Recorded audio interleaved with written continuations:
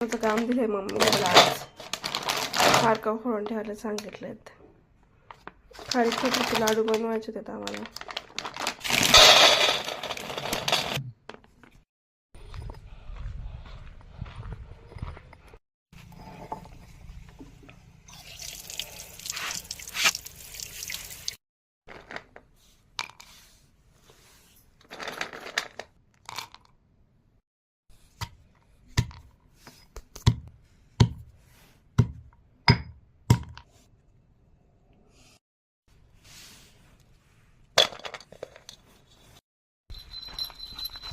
आली आली तर त्रास द्यायला.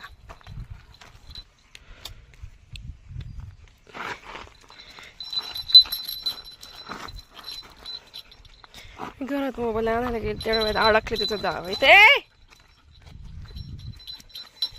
चल घुंगरू, इकडं इकडं जायचंय.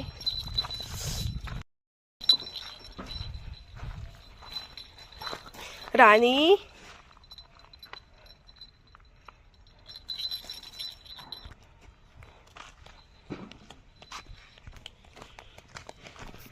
पण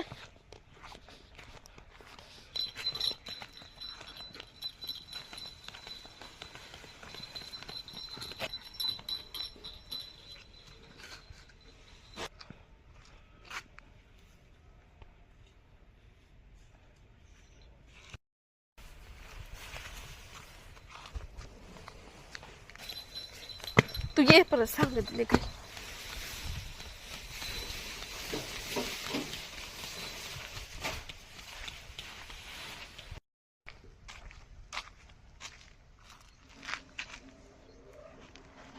चल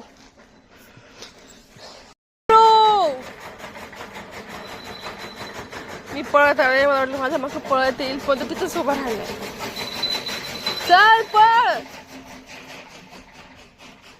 पळ ना.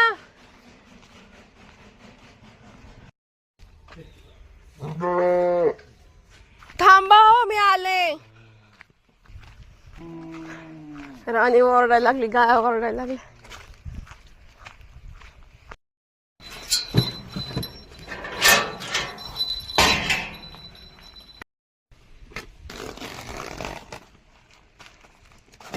हे पण निघाल का तसं.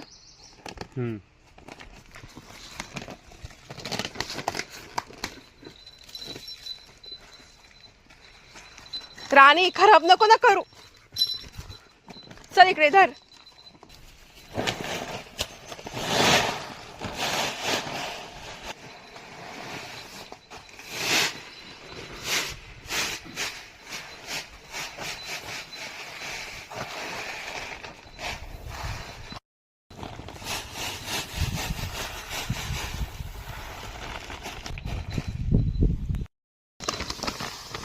हे कांद्याचं बी वाटते आणि ही मुगाची डाळ वाटते.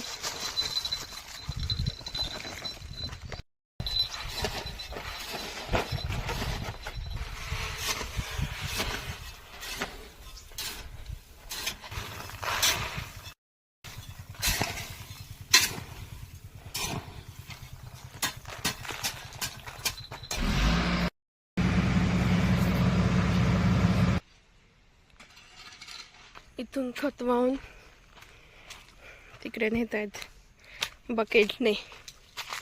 मी सकाळी आलो त्याच्यानंतर आता आले परत. दिवसभर आप्पा आणि शुभम पाणी भरतात. आप्पा खत टाकतायत, शुभम पाणी भरतोय.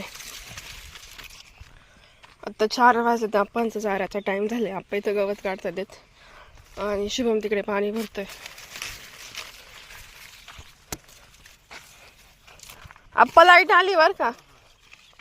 कसं कळलं पाण्यावरून. खत टाकून झालं सगळं.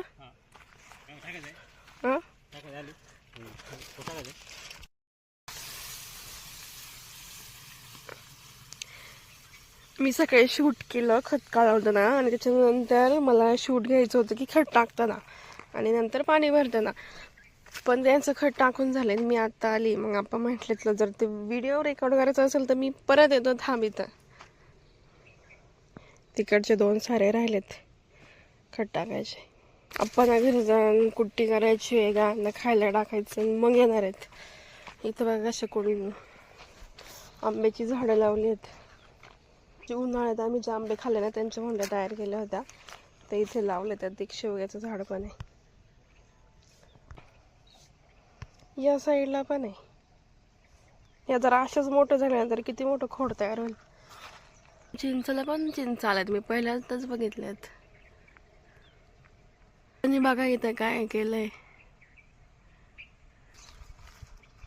आमच्याला किती मोहर आलाय खालीपर्यंत. कशी येऊ मी तिकडं, त्याला आवाजच नाही जाणार पाण्यामुळे. कशी येऊ इकडून, हे आंब्याच्या मोहरामुळे जातच येत नाही. एकदम छोटे छोटे काही आहेत, दिसणार पण नाही ते मला एवढे.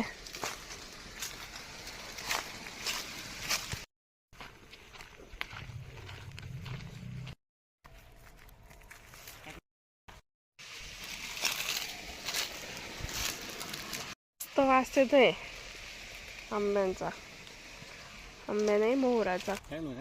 बरं टाका.